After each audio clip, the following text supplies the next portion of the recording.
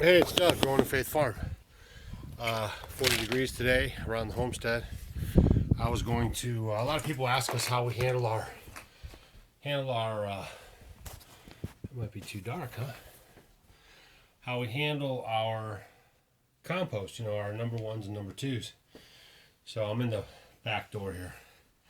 So basically, this is our bathroom area, and that box right there holds 5-gallon buckets, and then this little deal here that I ingeniously attached to the cabin with a horseshoe is a rubber bucket that we have sawdust in. We get for free as much as we can handle from the Amish. Most any sawdust place will probably, or sawmill will give you sawdust. We get it by the truckloads. I took some of those 275-gallon totes and cut the top off of them, and I have them up in the barn, and then we fill those up and keep them dry, because dry sawdust seems to work best. If it's wet, it'll still work, but you need a little bit more, so we try to keep it as dry as we can.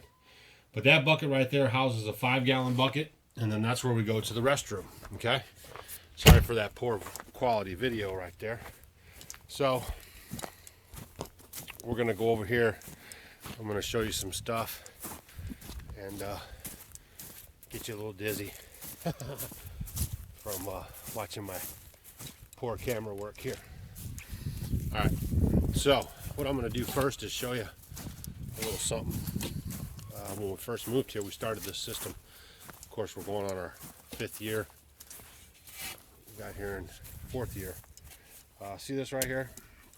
It's a little frozen yet, but pretty nice day today. But if you could see that, that's some good dirt right there. Good dirt. You can see that dirt right there. It's good dirt. Okay. Now, how that dirt got there was composting toilet. Okay. So we did some research, and the system that we came up with is the 5-gallon bucket system. I see a lot of people on YouTube have a solar panel just so they can run their composting toilet fan and whatever. And again, we don't have any solar panels or anything like that. We're all natural, old school, pioneer days. So I investigated, and we're going with this program where we take our manure and I concave out an area.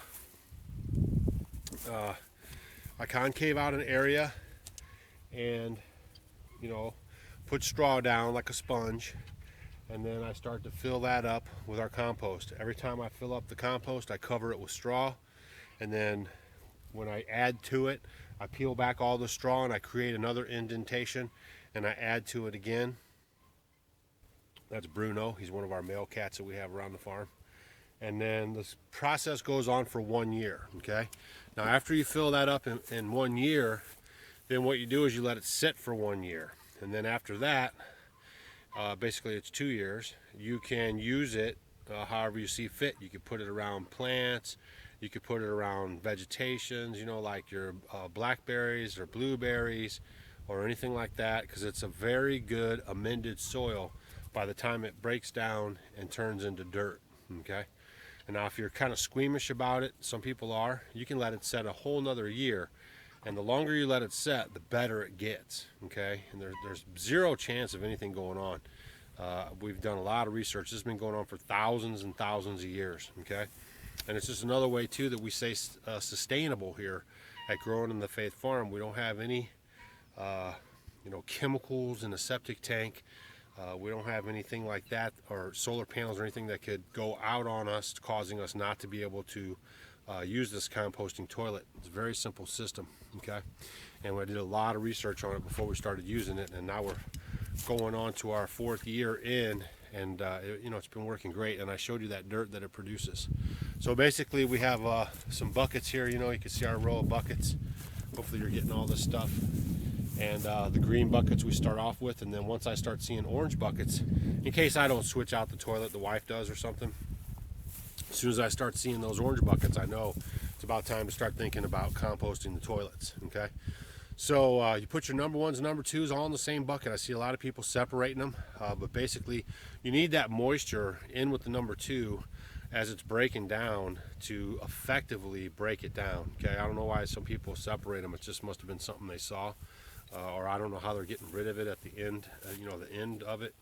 But you want to keep them together if you're using this system. Now you can use sawdust, you can use organic material like leaves or anything like that to cover up inside the house in the bucket. We use sawdust because, again, we live kind of close by the Amish. They always have sawmills, and it's free for the taking. You just show up with your pickup truck and you can load as much as you want. And what I did was, if you remember some of our earlier videos, I had 4 of those 275-gallon totes at the end of each barn there on the front, and I took a couple of those and cut the lids off the top of them, and then I store the sawdust inside the barn so I keep it dry at all times. The drier the sawdust, the better it is for the absorption and everything. If it's wet, you have to use a little bit more. So we got a system now where we have the driest sawdust. We go and get it when it's dry, and then we bring it right back. We put it in those containers and it stays dry. Okay, and the drier the sawdust, the better it works. Okay, so that's basically our composting system. I showed you the dirt. Both of those piles that I started these piles over here. There's nothing wrong with it, but I just didn't like the location. So I'm just kind of letting them do their thing, and then in spring I'm going to peel them up, put them in the manure spreader, spread them out on the land to fertilize the ground. And then I started the new pile back here by the fence because I kind of liked it better that way. And I'm going to build another one right next to it. So when I'll have till spring to fill this one up, and then when it's filled up, I'll do the same thing right next to it, put my pallets in. I put 4 pallets in with 4 T-posts, and then I use some straw bale wire, and I tied them together, except for the one side here. It's like a door in the front, so I can swing it open, because when you first start your pile, you can't be bending over with those pallets. You got to be able to kind of walk in. Then as the pile grows, then I don't open that door at all for nothing. I can just put my stuff right on the top. So I'll put another one right next to that, and then we'll work off of those 2. I'll empty that one while I'm filling up that one, and that's how the process goes. So when I start another pile in spring, that pile will sit for a whole year while I'm filling that pile up, and then that'll be ready to go, and then I'll have that one capped off the following spring, and then I'll be able to move back over to this side and start another pile up. That's how it goes. So it's just another way that we, there you go. There's the guineas.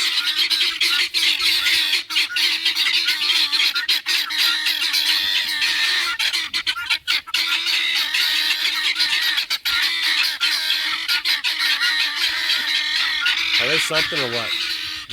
They're almost better than the dogs. When somebody hits that driveway, they are honking and beeping like nobody's business. Those are called guineas. And we have 1 female and 5 males. And the female does lay eggs, and you can't eat them. They're just like chicken eggs. But we've really enjoyed having those birds on the farm.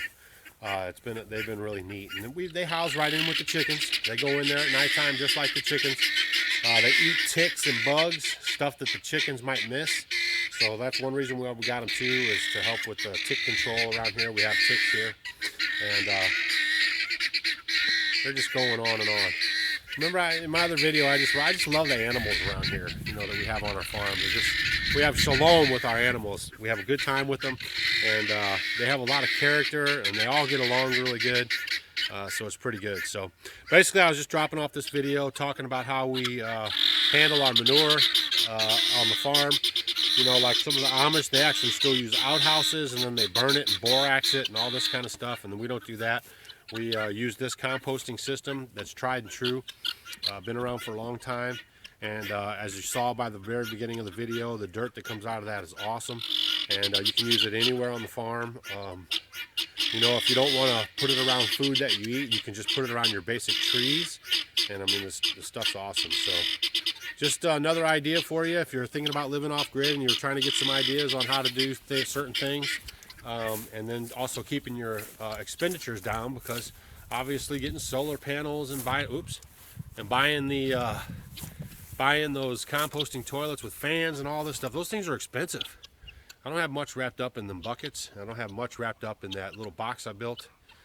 inside. It's just a box with a flip-up lid to get the whole bucket out, and then a regular toilet seat on top of that. So when you come here and use the restroom, we've never had one person visit our farm and say, "Ooh, gross," or "that stinks," or anything. Everyone kind of really enjoys it. It's a neat system, and they've never seen anything like it.